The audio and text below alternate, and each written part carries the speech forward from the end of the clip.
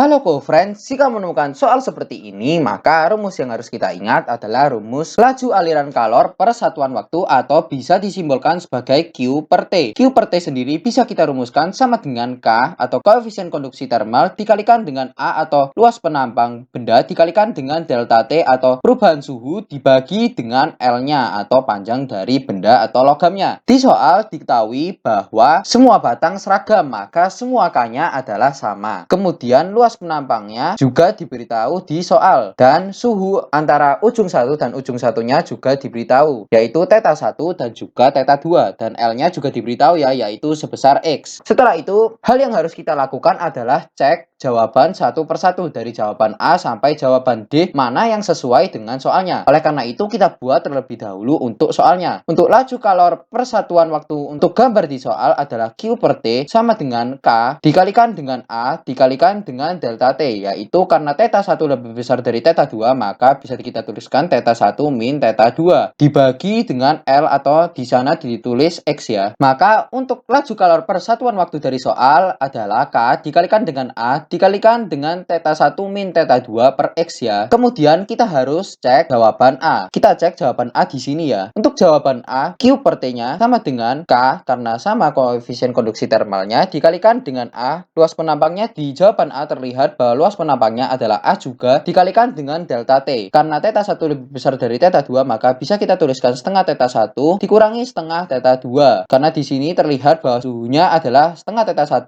dan setengah θ2. Dibagi dengan panjangnya, yaitu terlihat di jawaban A adalah sebesar setengah X. Setelah itu bisa kita keluarkan setengahnya, yaitu K dikalikan dengan A dikalikan dengan setengah dalam kurung θ1 min θ2 dibagi dengan setengah X. Karena setengah dibagi setengah bisa kita coret, maka menghasilkan jawaban A Q per T-nya sama dengan K dikalikan dengan A dikalikan dengan θ1 min θ2 dibagi dengan X. Maka jawaban A sudah sesuai ya dengan soalnya untuk laju aliran kalor per satuan waktunya. Maka jawaban yang paling tepat untuk pertanyaan ini adalah ayam. Sampai bertemu di soal-soal selanjutnya.